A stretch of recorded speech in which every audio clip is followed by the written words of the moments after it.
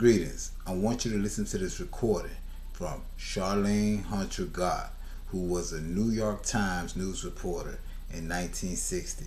Now, she doing an interview in 2021 explaining how she convinced the New York Times to switch from using the word Negro to describing Afro people as black. Well, I think that, Negro had been used for a very long time. That was a word that everybody thought was fine. But as time went on, I think a younger generation felt that it carried too much an almost Uncle Tom kind of attitude. And so there was this move to change it to black. And, I had this. So, this is in 1965.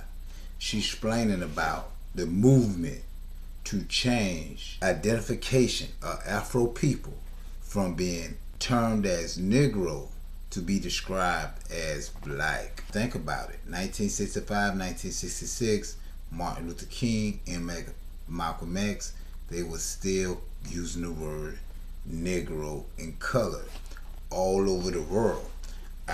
So now it's a movement, it's a shift to use black to describe Afro people besides Negro. Contretemps with the New York Times, because I was writing about quote unquote Negroes in those days, and then the movement promoted the use of the term black. And so I was coming from a meeting in Chicago of black women, and I used black everywhere I referred to black people. And we should be clear, you're at this point very young, but you are at this point a reporter for the New York Times, the vaunted New York Times. So continue. You're using the word black.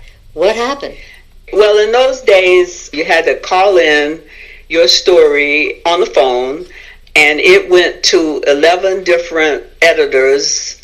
So I phoned in my story, and then I took a flight from Chicago back to New York. And by the time I got back, the paper was out. So I grabbed it, I love seeing my byline, I have to say. And I grabbed the story, and everywhere, almost every other place I had used black, a white editor, because all of the editors were white, had changed it to Negro. And I sat in the airport and dictated, turned out to be an 11-page memo about the presumptuousness of a white editor who would change the words that I used to refer to black people. And I called it in just as I had called in my story, and it went automatically, like all the stories did, to 11 editors. And when I got back to the paper, the editor who had sent me to Chicago, he said, I understand your point, but why didn't you come to me? I said, because, Gene, it's not about you. I said, I want systemic change in this. What's so amazing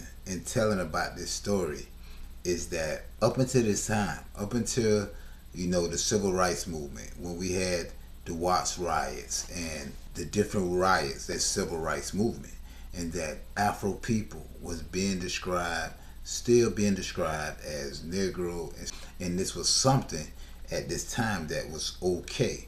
But it wasn't up until the Black Panther movement, Stokely Carmichael, who black is beautiful, I'm black and I'm proud, until this black movement took power and began moving. It not just in the United States, but because in other places, Afro people wasn't being called black. One, it's an English word. So even when English was colonized places, they wasn't being described as black.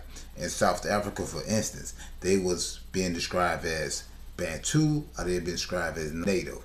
In 1960, you did have Steve Biko, who came out with a black conscious movement, but that only came from the civil rights movement that happened in the United States. So all around the world, people wasn't being described as black, Afro people.